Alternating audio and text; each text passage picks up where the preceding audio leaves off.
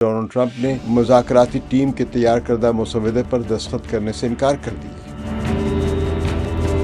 امریکہ خطے میں امن کا خواہش مند نہیں ہے، بلکہ وہ سفارتکاری کی آڑ میں اپنے دیگر پوشیدہ اہداف حاصل کرنا چاہتا ہے۔ سمندر پر جاری فوجی کارروائیاں اس بات کی تصدیق کر رہی ہیں کہ جنگ بندی کا معاہدہ اس وقت ایک انتہائی نازک موڑ پر کھڑا ہے۔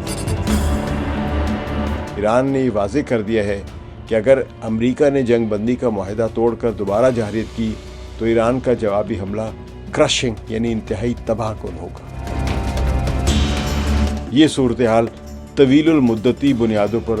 عالمی معیشت اور تیل کی سپلائی کے لیے انتہائی خطرناک صورتحال پیدا کرے گی۔ تمام تر دار و مدار اس بات پر ہے کہ آیا امریکی انتظامیہ زمینی حقائق کو تسلیم کرتے ہوئے لچک دکھاتی ہے یا تہران اپنے حقوق کے تحفظ کے لیے عسکری جوابی کارروائی کا آپشن منتخب کرتا ہے۔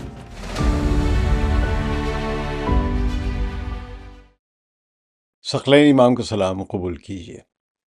تازہ ترین اطلاعات کے مطابق امریکی صدر ڈونلڈ ٹرمپ کی جانب سے ایران کے ساتھ جاری سفارتی مذاکرات کے آخری مراحل میں میمورنڈم آف انڈرسٹینڈنگ یا فریم ورک کے مسودہ یعنی ڈرافٹ میں اچانک ترامیم کے مطالبے نے مشرق وسطی میں جنگ بندی اور مستقل امن کے امکانات کو ایک اور بحران سے دوچار کر دیا ہے۔ یہ پورا ڈرافٹ دونوں طرف کے لوگوں نے مل کے بنایا تھا اور اس میں پاکستان کا بڑا اہم کردار تھا پیغام رسانی کا۔ یہ بالواسطہ مذاکرات پاکستان، قطر اور سلطنت عثمان کی ثالثی میں جاری تھے، ابھی بھی ویسے جاری ہیں، جن کا بنیادی مقصد خطے میں یہ جو جنگ جاری ہے اس کا مکمل خاتمہ کیا جائے اور 60 روز کے لیے ایک جامع یادداشت یعنی تفاہم یعنی جسے آپ میمورنڈم آف انڈرسٹینڈنگ کہتے ہیں اس پر دستخط کرنا ہے۔ وائٹ ہاؤس کے سچویشن روم یعنی امریکی صدر کے انتہائی محفوظ جنگی کمانڈ روم سے باہر نکلنے والی جو تازہ اطلاعات ہیں اور امریکہ اور ایران میڈیا کی جو رپورٹ ظاہر کرتی ہیں کہ امریکی انتظامیہ نے اپنی شرائط کو یکسر سخت کر دیا، ٹف کر دیا اپنی پوزیشن، جس کے جواب میں تہران کی جو سیاسی اور عسکری قیادت ہے اس نے بھی اپنی دفاعی اور سفارتی ریڈ لائنز کو اثر نو ان کا اعلان کرنا شروع کر دیا ہے۔ امریکی میڈیا کے اسرائیل کی جانب جھکاؤ رکھنے والے ادارے ایکسیوس نے سینئر حکام کے حوالے سے تصدیق کی ہے کہ جمعے کے روز سچویشن روم کے اجلاس میں صدر ڈونلڈ ٹرمپ نے اپنے ہی مذاکراتی ٹیم کے تیار کردہ مسودے پر دستخط کرنے سے انکار کر دیے۔ واشنگٹن کا نیا موقف یہ ہے کہ ایران کے ساتھ محض زبانی یا عمومی معاہدہ قابل قبول نہیں ہوگا، بلکہ اس میں ٹھوس اور فوری فزیکل کنسیشنز شامل ہونی چاہیے۔ اس نئے امریکی دباؤ کا مرکز ایران کا نیوکلیئر پروگرام یعنی نیوکلیئر فائل اور خطے کی بحری گزرگاہ یعنی آبِ ہرمز ہے۔ اصل مسودے میں ایران نے اس عزم کا اظہار کیا تھا کہ وہ ایٹمی ہتھیار نہیں بنائے گا، اور یہی اس وقت ڈونلڈ ٹرمپ کی ڈیمانڈ تھی۔ لیکن ٹرمپ انتظامیہ اب اس سے بڑھ کر فزیکل ایکشنز یعنی اقدامات کا مطالبہ کر رہی ہے۔ امریکہ کا پہلا اور بنیادی ترین مطالبہ ایران کے پاس موجود افزودہ یورینیم یعنی انرچڈ یورینیم کے ذخائر کے حوالے سے ہے۔ افزودہ یورینیم وہ یورینیم کی شکل ہے جو سویلین یعنی پرامن ایٹمی توانائی کے ساتھ ساتھ ایٹمی ہتھیاروں کی تیاری میں بھی ایک بنیادی درجہ رکھتی ہے اور استعمال کی جا سکتی ہے اگر اس کو تھوڑا سا اور مزید پروسیس کیا جائے، انرچ کیا جائے۔ ایکسیوس کی رپورٹ کے مطابق ٹرمپ نے مطالبہ کیا ہے کہ معاہدے میں بالکل واضح اور وقت کے تعین کے ساتھ یہ شق شامل کی جائے کہ ایران اپنا انرچ یورینیم کس طرح اور کس وقت کس دوسرے ملک کے حوالے کرے گا یا اسے مکمل طور پر تلف کرے گا یعنی ختم کرے گا یا ڈائلیوٹ کرے گا۔ امریکہ یہ چاہتا ہے کہ اس انرچ یورینیم کی منتقلی کا طریقہ کار اور اس کا ٹائم فریم یعنی وقت کی حد بالکل واضح ہونی چاہیے۔ وہ ایک واضح ٹائم ٹیبل اب چاہ رہے ہیں۔ دوسرا بڑا تنازع آبِ ہرمز یعنی اسٹریٹ آف ہرمز کی جو بحری خود مختاری پر پیدا ہوا ہے۔ آبِ ہرمز خلیج فارس کا وہ اسٹریٹجک سمندری راستہ ہے جہاں سے دنیا بھر کی کل تیل کی سپلائی کا تقریباً 20%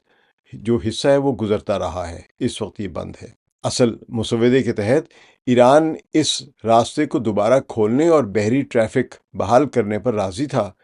لیکن امریکی صدر نے اب اس شق میں تبدیلی کا حکم دیا ہے۔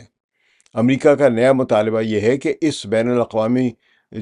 آبنائے ہرمز جو ہے یعنی اس کو کھولنے کے الفاظ اور شرائط کو مزید سخت کیا جائے تاکہ مغربی بحری جہازوں کو وہاں بلا روک ٹوک نگرانی اور گشت کا حق حاصل رہے۔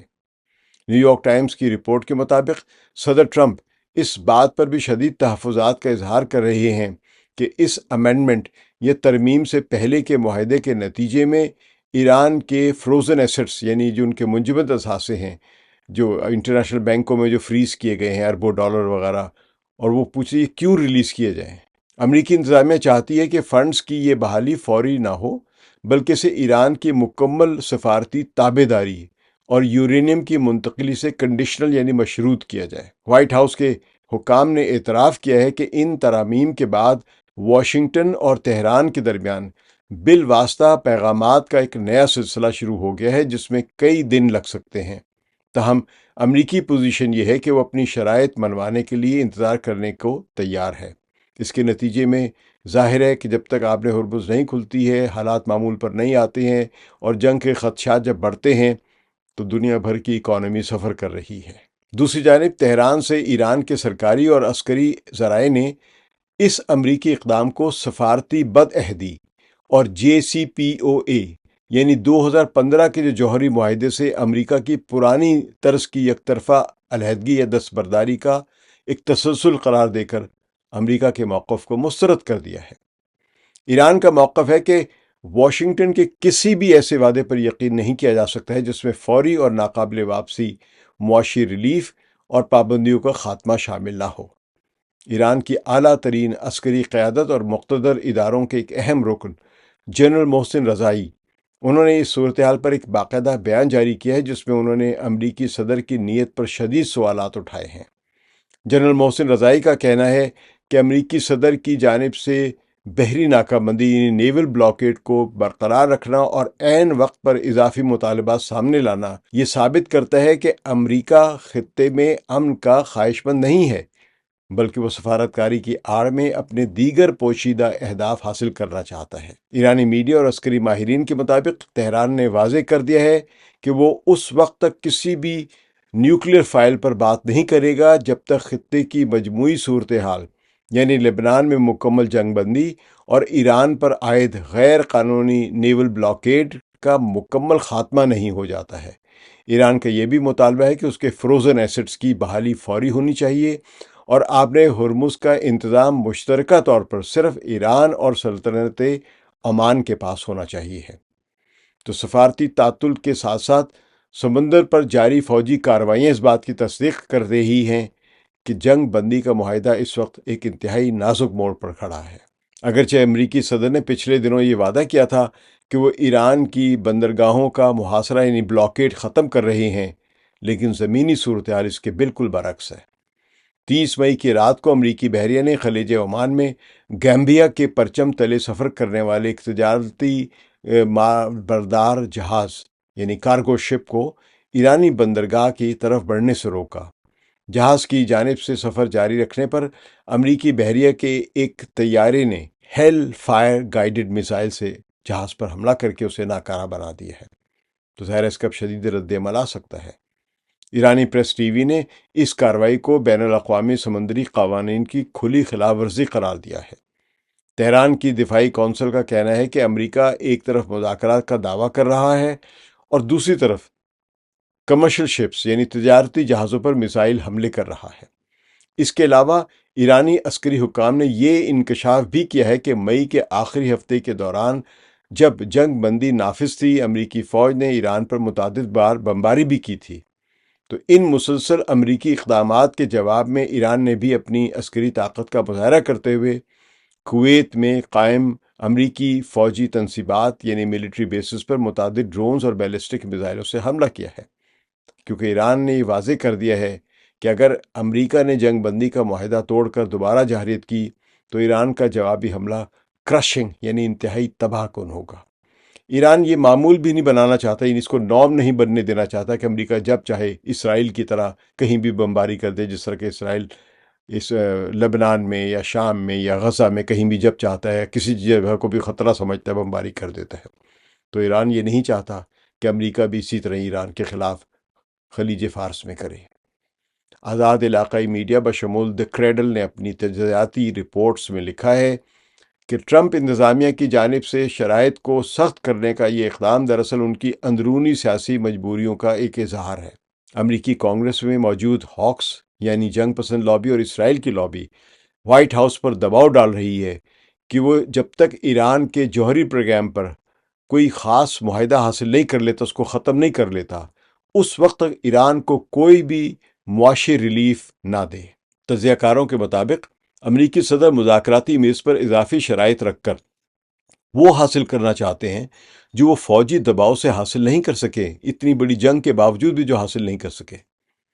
دوسری طرف ایران کے اندرونی سیاسی منظرنامے میں بھی اس وقت گہرا اتحاد دیکھا جا رہا ہے،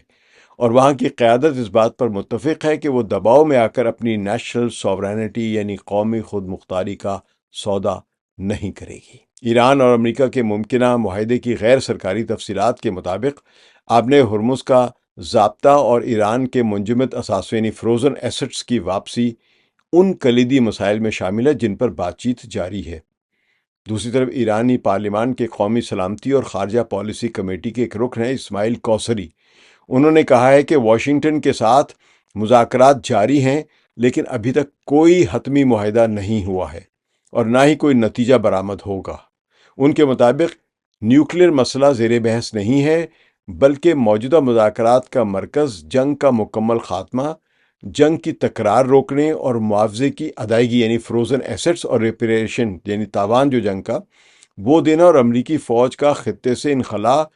اور نیول بلاکیڈ کے خاتمے پر ہے۔ یعنی اب ایران کی طرف سے بھی ٹف ایک پوزیشن بنتی جا رہی ہے۔ اسی دوران امریکہ میں جنگ کی حامی لابی کے ایک ترجمان جو ہے مائک پومپیو،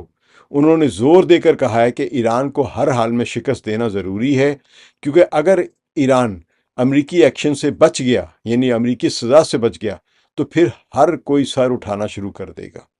یعنی ان کے خیال میں اگر ایران کو سزا نہ دی گئی تو امریکہ کا خطے میں ڈیٹیرنس، حاکمیت، بالادستی ختم ہو جائے گی۔ تو ایک لحاظ سے مائک پومپیو یہ باور کرانا چاہتے ہیں کہ خلیج فارس کی جنگ امریکہ کی بالادستی کی جنگ ہے۔ خطے کے موجودہ حالات کا گہرا جائزہ لینے سے معلوم ہوتا ہے کہ آنے والے دن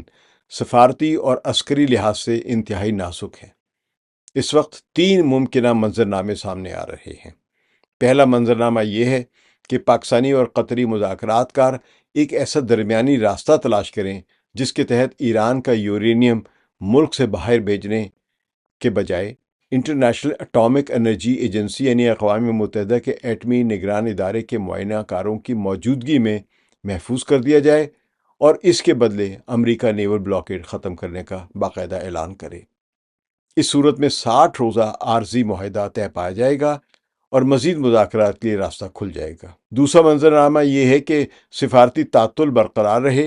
اور کوئی باقاعدہ معاہدہ طے نہ پا سکے۔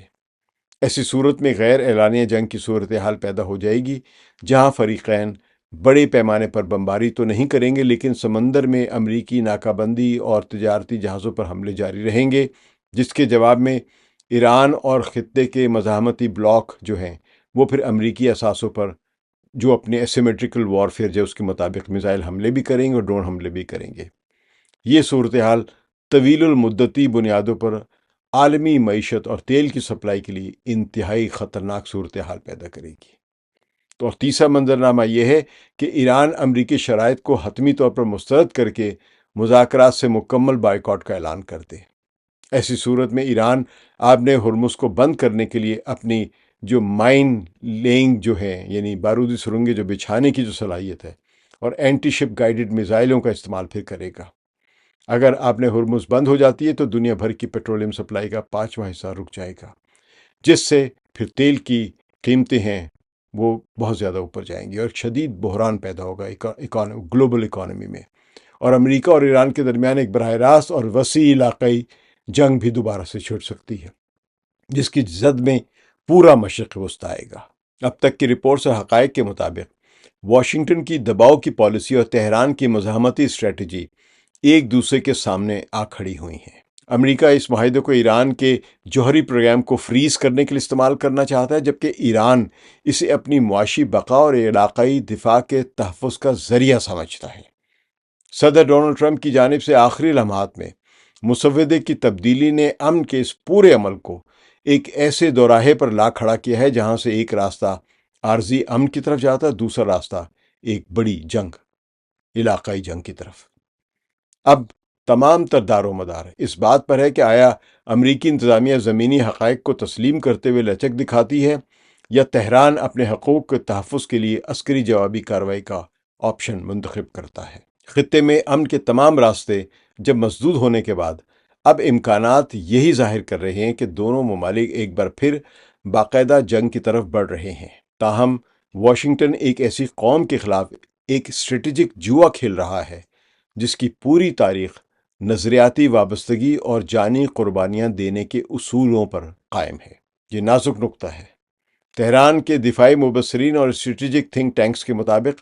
اگر مذاکرات مکمل طور پر ناکام ہوتے ہیں اور امریکہ اپنی یک طرفہ فوجی جارحیت جو ہے اور معاشی جو ناکہ بندی نیول بلاکیڈ جو اس کو دوبارہ تیز کرتا ہے،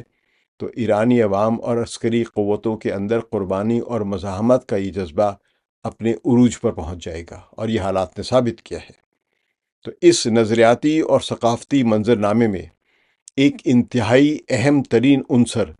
اسلامی کیلنڈر یعنی ہجری سال کا پہلا مہینہ محرم الحرام ہے۔ 31 مئی 2026 کی موجودہ تاریخ کے لحاظ سے صرف 2 ہفتوں کے بعد محرم الحرام کا آغاز ہونے والا ہے۔ یہ وہ مہینہ ہے جو نواسۂ رسول حضرت امام حسین اور ان کے رفقا کی کربلا کے میدان میں دی گئی عظیم تاریخی قربانی کی یاد دلاتا ہے، جو ظلم کے سامنے سر نہ جھکانے اور حق پر ڈٹ جانے کے سب سے بڑا استعارہ ہے۔ ایران اور خطے کے پورے مزاحمتی بلاک یعنی ایکسس آف ریزسٹنس کی عسکری اور سیاسی ثقافت میں ذکر کربلا اور محرم کا یہ تاریخی اور مذہبی پس منظر محض ایک عقیدت نہیں ہے، بلکہ ایک ایسی طاقتور اسٹریٹجک اور ایڈیولوجیکل لہر ہے جو بحرانی حالات میں عوامی جذبات اور عسکری عزم کو یکجا کر کے خون کو گرما دیتی ہے، قربانی کا جذبہ بڑھا دیتی ہے۔ امریکی دفاعی پالیسی سازوں اور وائٹ ہاؤس کے مشیروں کی جانب اس تاریخی متبادل ثقافت اور معرکہ کربلا کے نظریاتی اثرات کو غیر اہم سمجھنا یا محض ایک جذباتی عنصر قرار دینا واشنگٹن کی ایک بہت بڑی اسٹریٹجک بلنڈر یعنی فوجی اور سیاسی لحاظ سے ایک ایسی فاش غلطی ہوگی جس کا خمیازہ پورے خطے میں موجود امریکی فوجی تنصیبات اور اثاثوں کو بھگتنا پڑ سکتا ہے۔ تہران کی قیادت یہ واضح کر چکی ہے کہ وہ اس مہر محرم کے سائے میں کسی بھی مادی نقصان کی پرواہ کیے بغیر اپنی خود مختاری کا دفاع کرے گی۔ شکریہ۔ ثقلین امام کو اجازت دیجیے۔ خدا حافظ۔